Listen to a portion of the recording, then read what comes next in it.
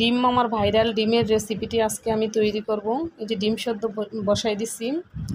আসসালামু আলাইকুম everyone, welcome back to my channel.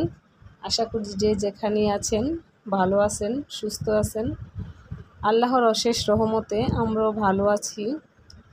আজকে হচ্ছে আরেকটা নতুন ব্লগ ভিডিও নিয়ে হাজির হলাম। ভালো লাগলে অবশ্যই আমার চ্যানেলটি সাবস্ক্রাইব করে দিবেন এবং আমার এই ছোট্ট চ্যানেলটির পাশেই থাকবেন। এই যে এখানে হচ্ছে ডিম সিদ্ধ করে নিচ্ছি। এখন হচ্ছে এখানে আমি মশলাটা তৈরি করে নেব। এখানে দিয়ে দিলাম টমেটো কুচি, ধনে পাতা, আর হচ্ছে 2টা শুকনো মরিচ, বিট লবণ, পেঁয়াজ কুচি, আর এখন দিয়ে দিচ্ছি এই যে শসা কুচিটা দিয়ে দিচ্ছি। শসাটা চিকন করে কুচি করে নিয়েছি। এখন দিয়ে দিলাম টমেটো সস। ভালো করে এখন মশলাগুলো মিশিয়ে নিব।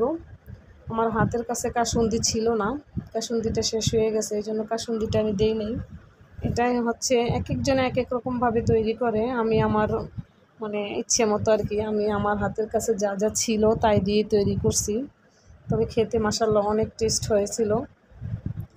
যে এখন হচ্ছে মশলাটা আমার টমেটো সসটা দেওয়াতে আর কি টেস্টটা আরও বেড়ে গেছে। এই যে আনায়া ওরা নিয়ে খাচ্ছে, দেখেন অনেকটাই মজা হয়েছিল। এখন হচ্ছে আমি এই যে ডিমগুলোকে মাঝখানে চিড়ে নেব। তারপর হচ্ছে ডিমের মধ্যে এই মশলাটা দিয়ে দিব। যে সবগুলা ডিম আমি কেটে নিছি এবং এই যে ডিমের ভিতরের কয়েকটা কুসুম আমি এটার মধ্যে দিয়ে দিছি। এটা আসলে এই রেসিপিটাতে এটা দেয় নাই, আমি এটা আমার ইচ্ছে মতো আর কি দিলাম। তবে ডিমের কুসুমটা দেওয়াতে টেস্টটা অনেক গুণ বেড়ে গেছে। এত গ্রেভিটা খুবই সুন্দর আসছে। যে দেখতেই পাচ্ছেন আমি দুই রকমভাবে করছিলাম, যে ডিমের কুসুমটা দিয়ে একভাবে খেয়ে দেখবো আর ওটা দিয়ে একভাবে করে দেখবো। তবে ডিমের কুসুমটা দেওয়াতে টেস্টটা আরও বাড়ছে আর কি। এখন হচ্ছে আমি সবগুলো মশলায় হচ্ছে ডিমের মধ্যে দিয়ে নিব। যে সবগুলো দিয়ে দিচ্ছে, খেতে অনেকটাই মজা হয়েছিল, খুব ভালো লাগছে। কিছু কিছু কুসুম আবার সাথে আমি রেখেও দিছি, যে কুসুমের উপরে আর কি এটা দিয়ে দিছি।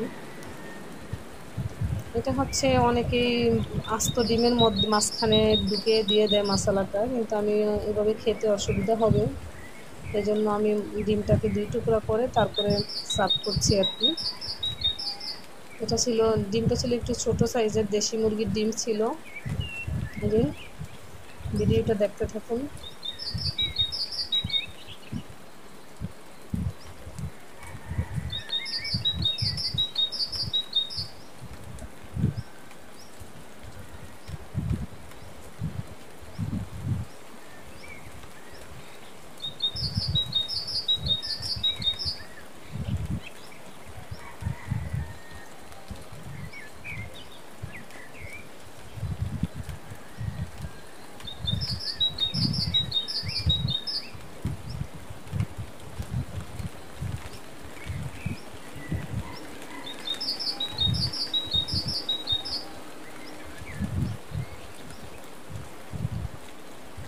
এটা হচ্ছে চাটনি দিয়ে খেতে হয়। এখন আমরা হচ্ছে তেঁতুলের চাটনিটা এটার মধ্যে দিয়ে দিব। এই যে উপর দিয়ে তেঁতুলের চাটনিটা দিয়ে দিছি।